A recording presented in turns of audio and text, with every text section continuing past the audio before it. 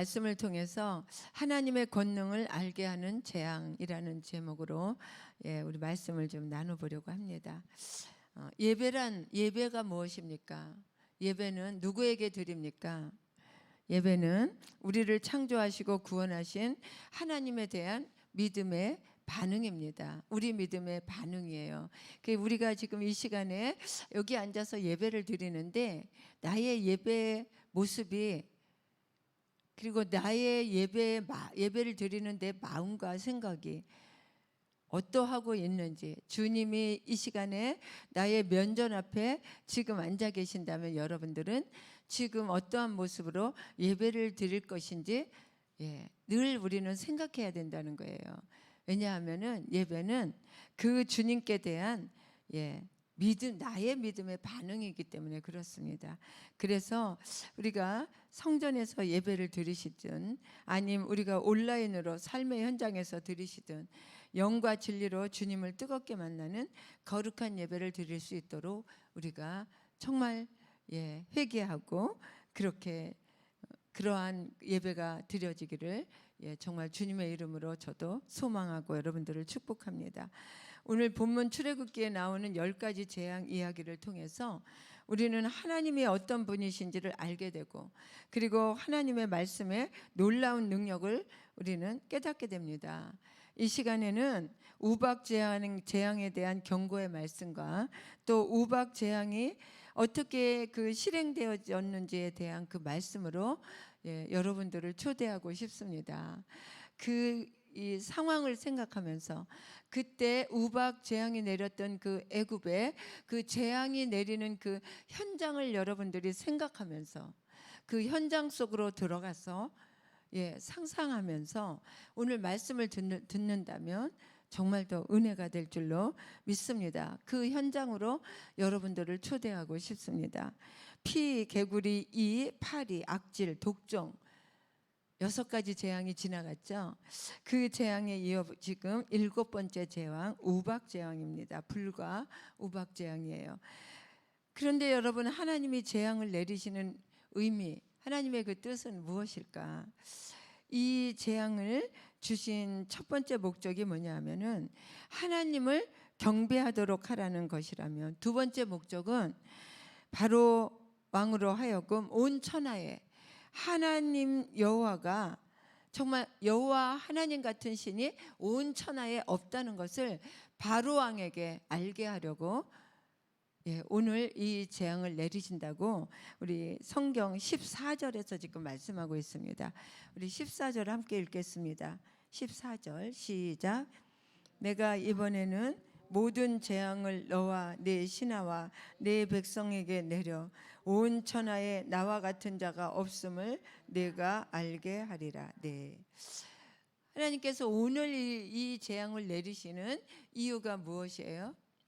바로 왕에게 그 우상이 가득한 그 애굽 땅에 여호와 하나님과 같은 신이 온 천하에 없다는 것을 알게 하려는 데 목적이 있다는 거예요.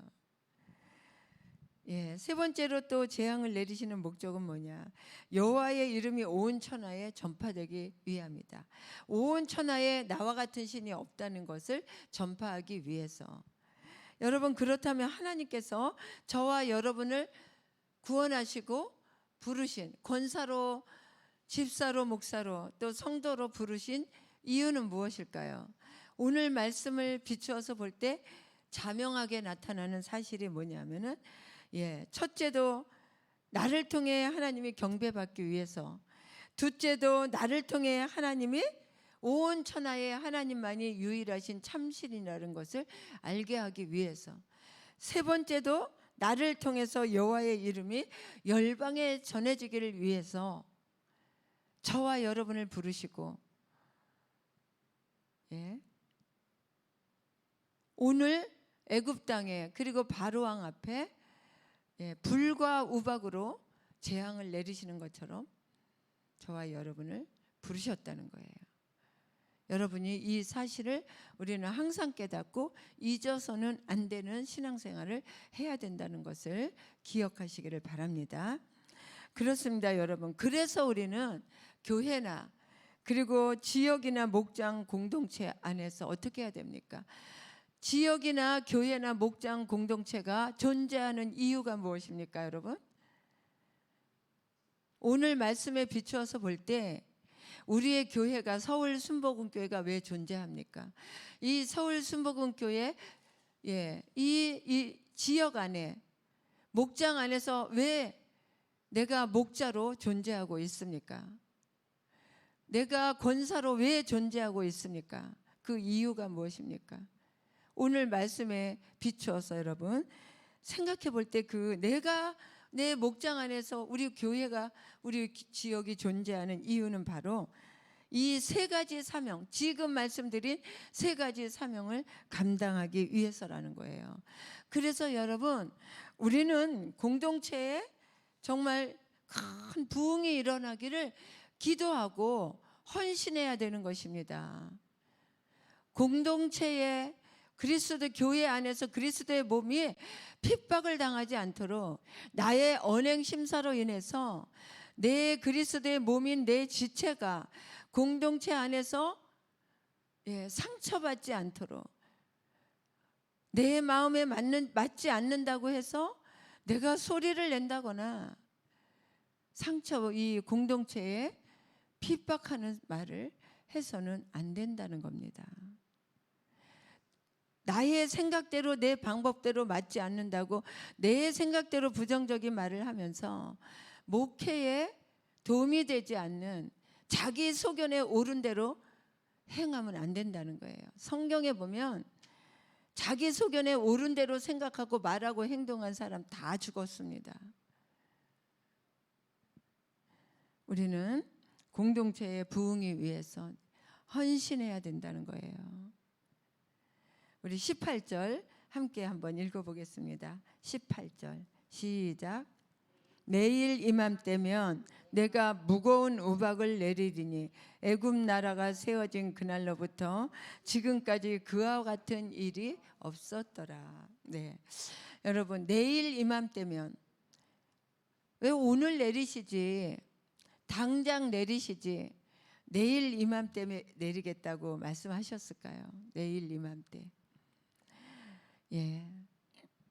모세가 내일 이맘때 우박에 대한 재앙을 내리겠다 바로 왕에게 경고를 하고 있습니다. 예고를 하고 있는 거예요.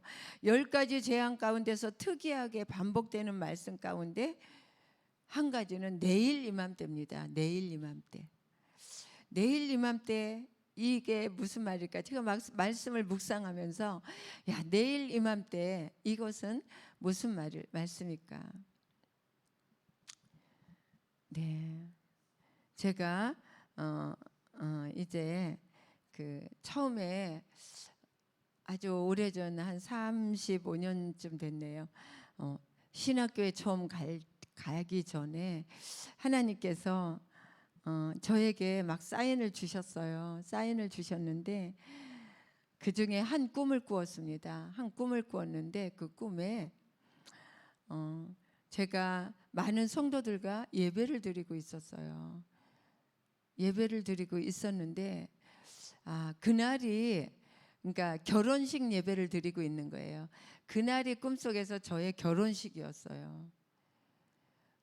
나의 결혼식인데 제가 이제 아주 정말 막 너무 그냥 보석이 많이 붙은 드레스를 입고, 그리고 신부 대기실에서 기다리고 있는데 이렇게 여기 보니까 신랑 누구누구, 신부 누구누구 이렇게 써 있는데 신랑 이름이 안 보이는 거예요. 그냥 빨간색으로 그냥 이렇게 되어 있고 내 이름만 있는 거예요. 근데 이 시간이 다 됐는데 시간이 딱 5분 전이야. 5분 전인데 신랑이 안 나타나는 거야. 신랑이 안 나타나서 마음이 막 두근두근하고 조마조마하면서 그 꿈속에서 신랑이 어디를 간 거야. 그러면서 내가 꿈속에서 이상하게도 신랑 이름을 모르는 거예요. 모르는데 그때 이 성가대가, 그러니까 이 축가를 불러주려고 온 성가대가 찬양팀이 있었어요. 그분한테 물어봤어. 물어봤어. 신랑이 왜 아직도 안 오십니까? 그 신랑 이름, 나의 신랑 이름은 무엇입니까? 왜 거기 이름이 안 써 있고 빨간 걸로 되어 있습니까? 이렇게 물어봤어요. 근데 눈물이 막 나는 거예요. 5분 전인데 신랑이 안 오니까. 이름도 안 써 있으니까 눈물이 막 나는 거야. 그래서 울면서 드레스를 입은 내가 물어봤어. 그랬더니 이분이 말씀하시는 거예요. 이 축가를 부르는 이분이 뭐라 그러냐면은 이제 오실 겁니다. 그러면서 5분 후에 올 건데 5분 남았대. 결혼식 날이 시간이 5분 남았대. 곧 올 건데 내가 해야 될 일이 있다는 거예요. 그 안에. 그래서 무슨 일입니까? 그러니까 찬송을 부르는 거래. 그래서 찬송을 부르는데 무슨 찬송을 부르냐고 그랬더니 주가 맡긴 모든 역사 힘을 다해 마치고 밝고 밝은 그 아침을 당할 때 이 찬송을 불러야지 되는데 그래서 내가 막 불렀더니 그렇게 부르면 안 된다는 거예요. 호통을 치는 거예요. 그러면서 들어보래. 그래서 들어보니까 주가 맡긴 모든 역사 힘을 다해 마치고 밝고 밝은 그 아침을 당할 때 있을 곳을 예비하신 그 신사랑 고마워. 이 찬송을 부르는데 내가 부르는 것처럼 부르는 게 아니라 아주 그냥 하이 소프라노 너무 아름다운 천상의 소리가 이 찬송에 들리는 거예요. 천상의 소리로 이 찬양을 부르는데 보니까 그 축가를 부르러 올려온 그 특송팀들이 수많은 천사들이었어요. 천사들이 그 찬송을 부르는 거야. 근데 내가 목소리가 그렇게 나오지 않는 거예요. 근데 막 눈물이 나기 시작하는 거야.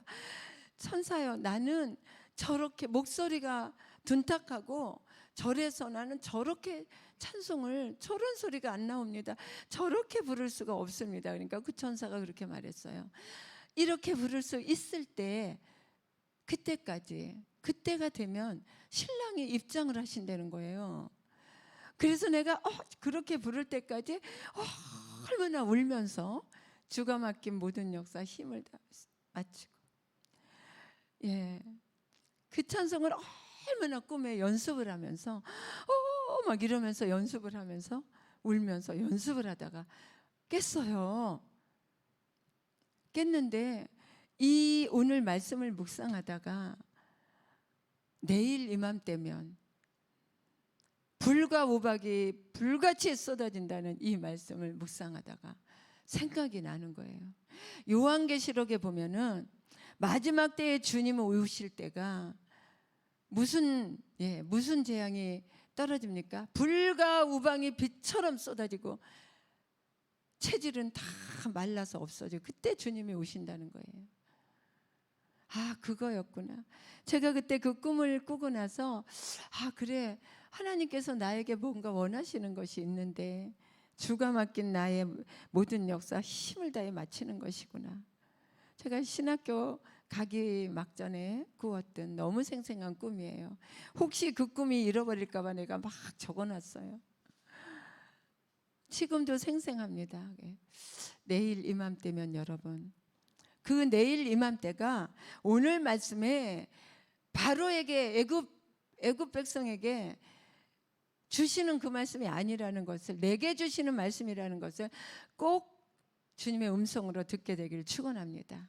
내일 이맘때 여유를 주시는 하나님, 우리에게 언제나 구원의 기회를 주시면서, 네가 회개할 기회를 주시면서, 네가 오늘 잘못하고 네가 오늘 주님 앞에 충성하지 못하는 것, 충성의 기회를 주시고 상급살 기회를 주시고 언제나 복을 받을 수 있도록 네가 돌아올 기회를 주시는 그 하나님의 자비를 깨닫게 되기를 주의 이름으로 축원을 드립니다. 아멘. 노아 홍수 심판 때도 120년이나 기회를 주셨고요. 소돔과 고모라의 심판 때에도 하나님은 기회를 주셨습니다. 언제나 하나님은 당장 하시는 분이 아닙니다. 기회를 주시는 정말 자비가 긍휼이 풍성하신 좋으신 하나님이심을 여러분들이 깨닫게 된다면 우리는 기회를 주실 때 잘 붙잡아야 복을 받아 누리게 되는 겁니다. 지금 우리 여러분이 이렇게 앉아 있고 이 말씀을 듣는 것도 하나님께서 여러분에게 복 주시기 위하여 그 어떤 것을 하기를 원하시는 그 기회를 주시는 것임을 믿으시기 바랍니다. 오늘 말씀에도 살 기회를 줄 때 잡은 자들이 있고 그렇지 못한 자들이 있습니다. 우리 20절 21절 함께 읽겠습니다. 시작. 20절 21절 바로의 신하 중에 하나님의 말씀을 두려워하는 자들은 그 종들과 가축을 집으로 피하여 들였으나 여호와의 말씀을 마음에 두지 아니하는 사람은 그의 종들과 가축을 들에 그대로 두었더라. 여러분, 하나님께서 기회를 줄 때 붙잡은 자들, 그들은 바로의 신하 중에도 여호와의 말씀을 두려워해서 말씀에 순종한 자들이었습니다. 그리고 붙잡지 못한 자들, 그래서 다 죽은 자들이 누구예요? 하나님의 말씀을 마음에 두지 아니하는 자들, 불순종한 자들입니다. 우리가 하나님의 말씀이 떨어질 때 내 마음에 신비에 묻어야 될 줄로 믿습니다. 그리고 그 말씀을 잘 실행에 옮겨서 하나님이 주신 그 약속의 축복을 누리게 되기를 축원합니다. 여러분, 우리가 볼 때 하나님의 말씀을 마음에 두는 자나 마음에 두지 아니하는 자 별 차이가 없어 보이죠. 그러나 그 결과는 뭐예요? 천국과 지옥의 차이입니다. 순종과 불순종은 죽고 사는 차이라는 거예요. 출애굽할 때도 문설주에 어린 양의 피가 발려 있는 집은 모두 죽음을 피했지만 그들의 인격과 지위와 권력, 신분과 성별, 연령의 구별이 없이 모두 다 피가 발라져 있으면 죽음을 피했습니다. 오직 한 가지 그 삶의 기준이 있었다면 예수 그리스도의 십자가 보혈만이 우리가 살아날 수 있는 기준이라는 것을 믿으시길 바랍니다. 우리 22절에 보면 여호와께서 모세에게 우박을 내리라고 명하시는데, 여러분, 지금 이 애굽에 떨어진 우박의 크기는 큰 짐승이 맞아서 죽고 나무가 꺾이는 큰 우박입니다. 맞으면 죽는다는 거예요. 말씀에 순종하지 않는 무서운 결과입니다. 그러나 어떻게 됐어요? 이스라엘 자손이 거하는 고센 땅에는 우박이 없었다. 할렐루야, 아멘. 이 우박 재앙은 이제 애굽의 차원을 넘어서 세상 속에서 하나님의 말씀을 믿고 순종하는 모든 자들에게는 재앙이 예외가 될 수 있다는 것을 말씀하고 있는 거예요. 저와 여러분에게는 재앙이 내릴 때, 마지막 재앙이 내릴 때, 불과 우박이 쏟아질 때 예외가 될 수 있다는 것을 오늘 하나님께서는 말씀하고 있는 것입니다. 아멘. 또한 이 메시지는 우리가 삶 속에서 하나님의 말씀 신뢰하지 않고 자신의 힘으로만 살고 있는 고센 땅에서 살아가고 있는지, 아니면 하나님께 드리며 예배 드리며 구별된 삶으로 고센 땅에서 살아가고 있는지 계속해서 반복해서 우리에게 질문하고 있습니다. 여러분, 이 세상의 산 가운데서 성공해서 더 많은 부를 누리고자 각자가 세운 수많은 마음의 우상들, 비록 성공을 향해 달려가고 있는 것 같지만 하나님이 계획하시면 아무것도 남는 것이 없음을 알게 하는 이 재앙은요, 다시 한번 내 삶이 바로의 삶인지 모세의 삶인지 우리가 돌아보게 합니다. 더군다나 이스라엘 사람들에게만 우박이 없게 하신 그 주밀하시고 세밀하신 하나님의 긍휼과 돌보심, 여러분, 우리가 정말 우리가 오늘 읽은 26절 말씀에 이스라엘 자손들이 있는 그곳 고센 땅에는 우박이 없었더라. 말하자면 하나님이 우박 우산이 되어주신 거예요. 믿으십니까? 할렐루야. 여러분, 바로의 삶은 명예와 권세, 많은 부여와 풍성함도 언제 거두어 가실지 모르는 시한부의 삶, 고생 땅입니다. 여러분이 착각하지 마세요. 고생 땅입니다. 고센이 아니라 고생 땅. 모세의 삶은 사람도 가축도 수확도 여전히 하나님이 주신 축복으로 남아있는 하나님의 보호와 하나님의 긍휼이 있는 고센 땅입니다.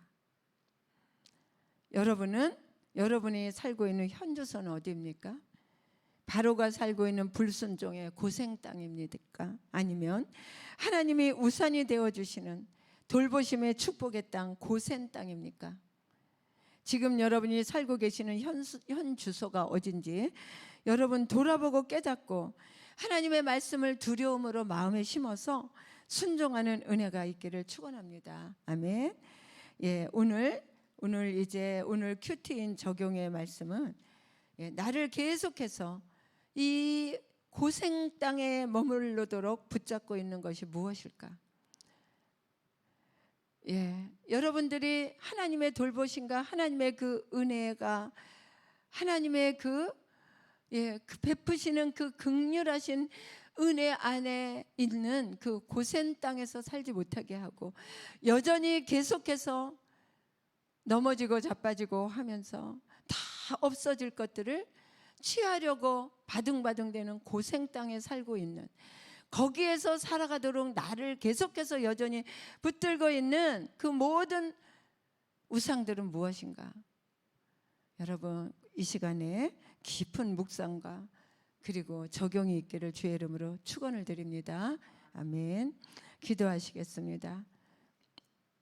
하나님 아버지, 온 천하에 하나님 같은